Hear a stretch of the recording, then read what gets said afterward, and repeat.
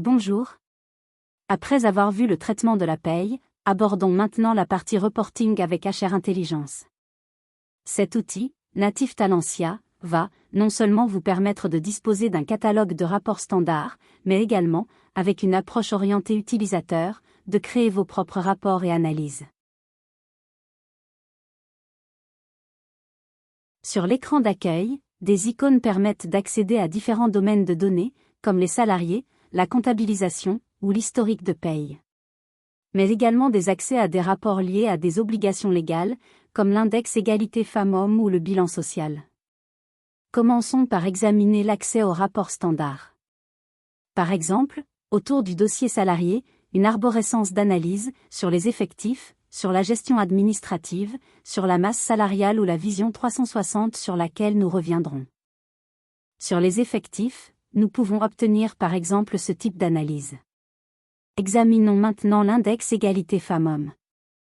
Après avoir, en paramètres, choisi une société et une période, le bouton Index permet d'obtenir une synthèse globale, la note obtenue, et le nombre de points associés à chaque indicateur, 4 ou 5 selon l'effectif de la société. Regardons l'indicateur numéro 1, qui analyse les écarts de rémunération par tranche d'âge et par CSP. 2 rapports vous sont proposés.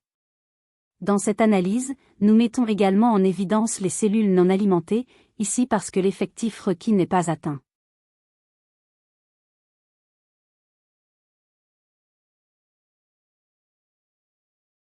Après avoir illustré quelques rapports standards, insistons maintenant sur l'approche utilisateur qui va vous permettre d'être autonome pour créer vos propres analyses. Depuis l'écran principal, l'option Analyse permet, pour un domaine de données choisi, par exemple le dossier salarié, d'afficher un référentiel de données sous forme d'arborescence. Par exemple, les structures ou le dossier salarié, lui-même composé de sous-dossiers. Notons que la terminologie s'affranchit de tout terme technique, l'objectif étant de proposer une approche utilisateur. Créons ensemble une nouvelle analyse, par exemple un effectif par société et par CSP.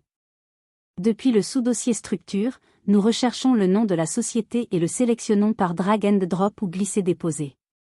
Sur le même principe, depuis le sous-dossier salarié puis identification, nous sélectionnons le nom, le prénom ou le matricule.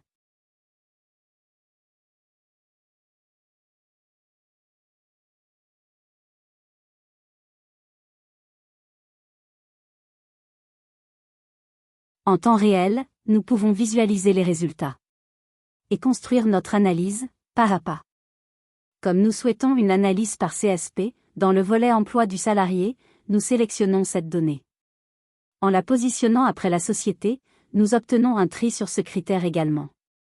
Si, en plus ou à la place de la liste nominative, nous voulons un tableau d'effectifs par société et par CSP, nous pouvons ajouter une autre vue, de type tableau croisé. Par défaut, le système a positionné le premier critère en colonne, ici, la société. Puis, tous les autres critères, y compris le nom et le prénom, en ligne. Nous allons donc modifier cette vue. Gardons, par exemple, la société en colonne. Au niveau des lignes, la CSP nous intéresse, en revanche, nous allons exclure le nom et le prénom.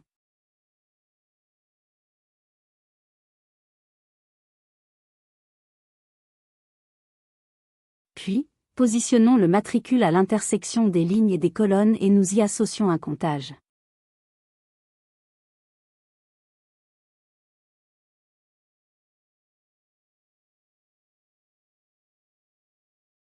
À ce tableau, nous pouvons associer une représentation graphique, sous différentes formes. Ajoutons que nous pouvons mettre en place des filtres sur tous les critères, soit dans le rapport, soit sous forme d'invite, avec des questions posées à chaque lancement. Après enregistrement, vous pouvez constituer votre propre catalogue de rapports, organisé comme vous le souhaitez.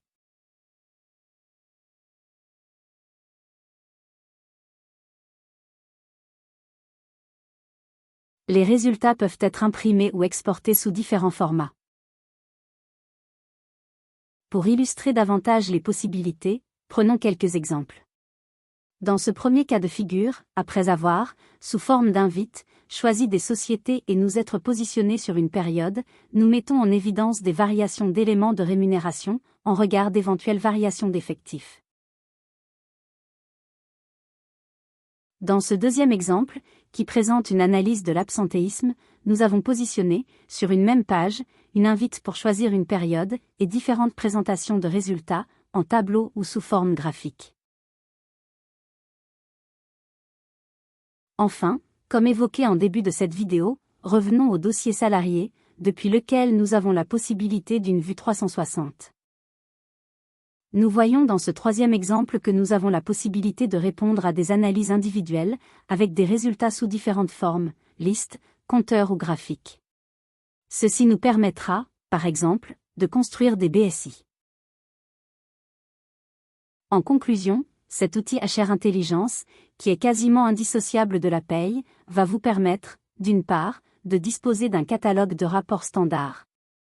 D'autre part, avec une approche orientée utilisateur, de vous rendre autonome dans la réponse à vos propres besoins. D'autres possibilités n'ont pas été présentées ici, comme la bureautique ou les alertes par exemple.